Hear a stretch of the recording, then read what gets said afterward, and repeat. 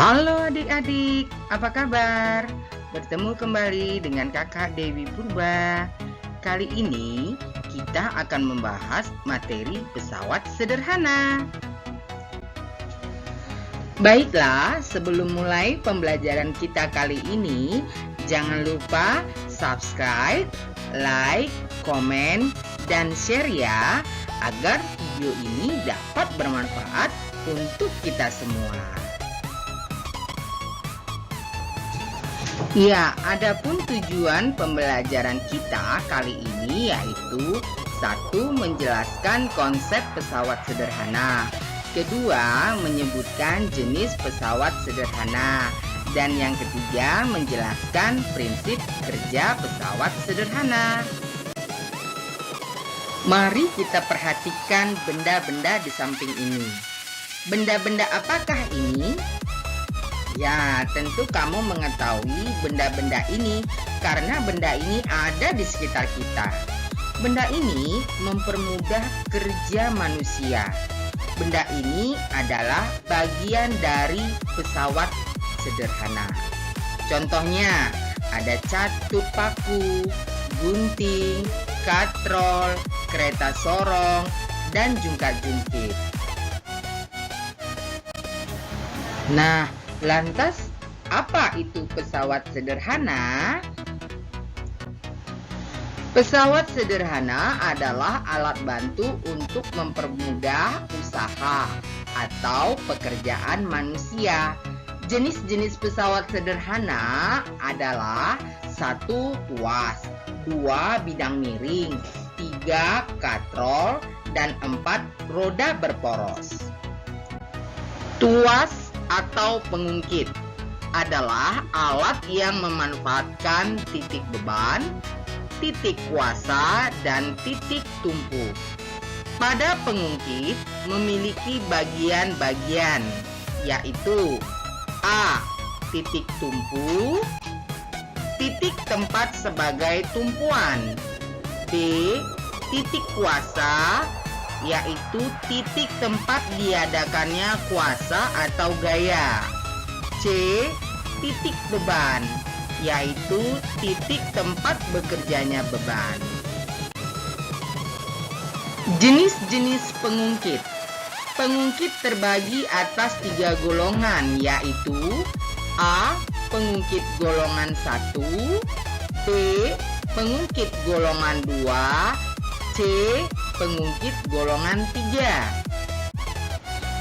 Pada pengungkit golongan 1, titik tumpu terletak di antara titik beban dan titik kuasa. Contohnya 1.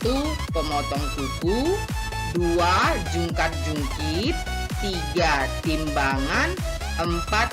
Gunting, 5. Catur paku, 6. Tas.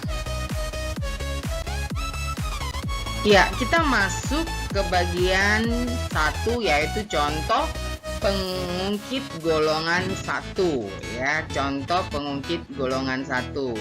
Nah, tadi perlu kita ingat bahwa pengungkit golongan 1 itu titik tumpunya terletak di antara titik beban dan titik kuasa. Sekali lagi bahwa titik tumpu itu terletak di antara titik beban dan titik kuasa. Kita lihat pada pemotong kuku ini ya, pemotong kuku ini titik tumpunya terletak di tengah ya, ini titik tumpunya terletak di tengah, dan ini yang bergerak ini adalah titik kuasanya. Jika ini bergerak, maka bebannya ya, titik beban ini akan naik turun. Ya, ini titik bebannya. Ini gunanya untuk memotong kuku. Jadi kukunya dipotong di sini. Sekali lagi, titik tumpu ya berada di tengah, titik kuasa berada di sini ya. Sedangkan ini adalah titik beban ya. Hampir sama dengan jungkat-jungkit ya. Jungkat-jungkit juga titik tumpunya berada di bagian tengah ini, titik tumpunya. Lalu titik kuasa berada di bagian ini ya. Dia naik, turun, ini titik kuasanya. Sedangkan titik beban ini berada di sini ya. Iya, ini adalah bebannya. Sama juga dengan tuas ya, tuas seperti ini ya. titik tumpunya berada di tengah. Nah, ini adalah titik tumpunya, kemudian titik bebannya yang 100 Newton, lalu titik kuasanya yang ini ya. Ini adalah titik kuasanya. Jadi kalau ini ditekan ya, maka bolanya ini akan naik atau menggelinding. Lalu cara kerja gunting ini juga termasuk dengan pengungkit golongan 1, di mana kita lihat bahwa titik tumpunya berada di bagian tengah ya. Titik tumpunya berada di bagian tengah. Jadi kalau kita memotong kertas, kita masukkan kertas ini kertas akan terpotong karena di sini bagian dari titik kuasanya di sini ya. Titik kuasa di sini dan titik bebannya di sini ya. Ini adalah titik beban, titik tumpu dan titik kuasa. Sama juga dengan catut paku ya. Titik catut paku ini terdapat juga titik kuasanya. Ini adalah titik kuasanya ya. Yang ada warna biru ini adalah titik kuasanya. Kemudian bebannya yang ini paku ya. Kalau ditempelkan paku ini titik bebannya. Lalu titik tumpunya di sini ya. Yang di ini titik tumpunya. Kemudian tang ini hampir sama kerjanya dengan gunting. Jadi kalau tang itu titik tumpunya berada di bagian tengah ya, seperti gunting tadi. Kemudian titik kuasanya berada di bagian ini dan titik bebannya berada di bagian ini. Ini adalah contoh pengungkit golongan 1. Iya. Yang kedua yaitu pengungkit golongan 2. Pengungkit golongan 2 ini memiliki titik beban terletak di antara titik tumpu dan titik kuasa. Contohnya yaitu 1. Kereta sorong, 2. Pemecah kemiri, 3. Pembuka kaleng, dan 4. Pemotong kertas. Nah, mari kita lihat contoh pengungkit golongan 2 ya. Mari kita lihat contoh pengungkit golongan 2.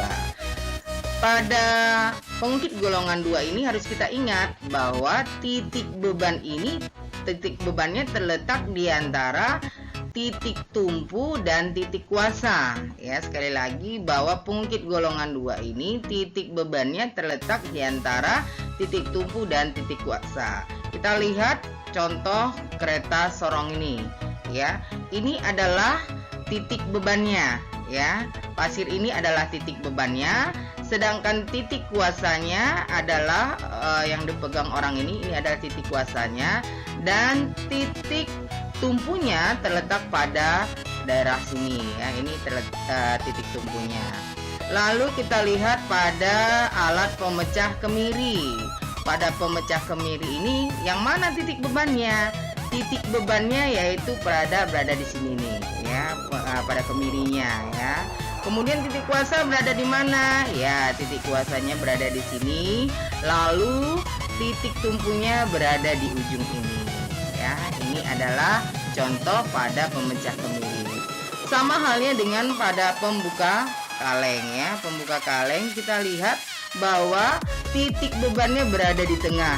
Nah, bebannya ini adalah penutup botol ini ya. Ini adalah titik bebannya.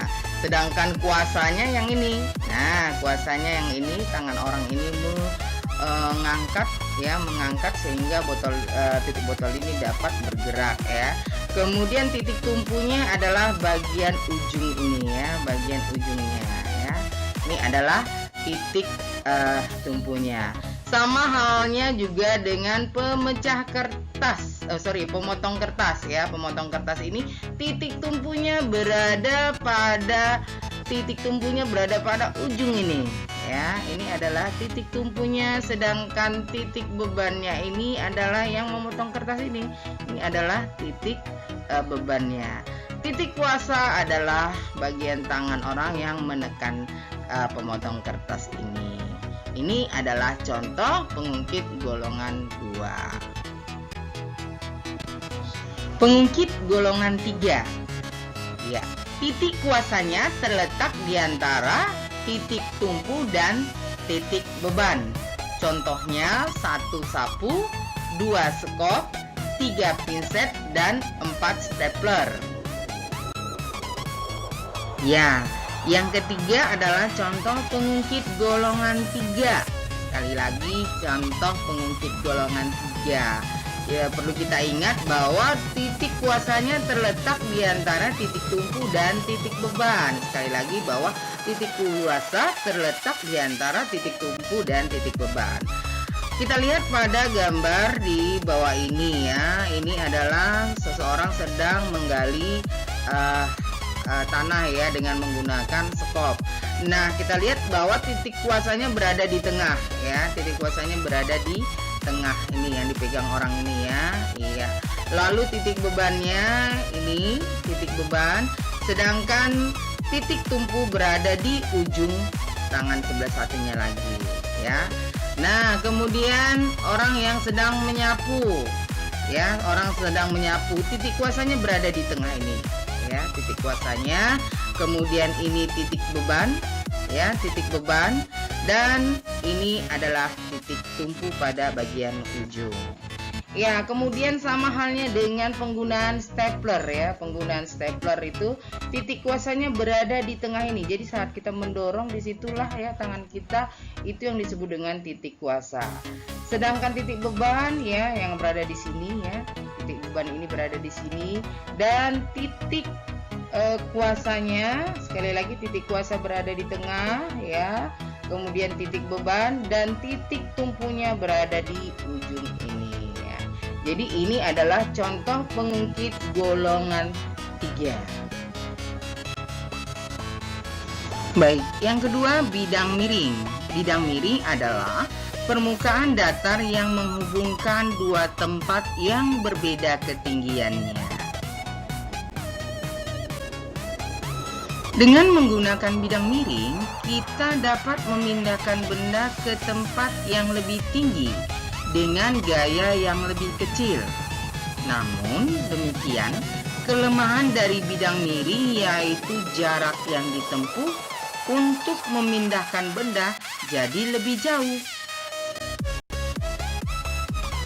Contoh penggunaan bidang miring kita lihat pada kapak ya, contohnya pada kapak.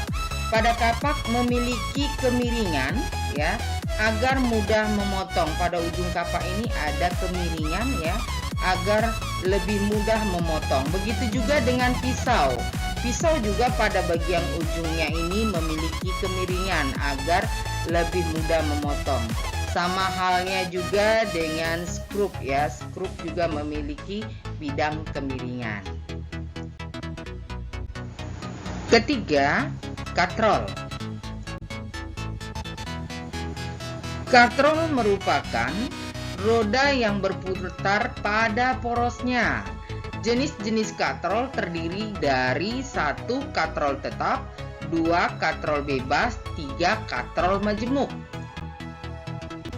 Nah, mari kita lihat contoh dari katrol tetap, katrol bebas, dan katrol majemuk.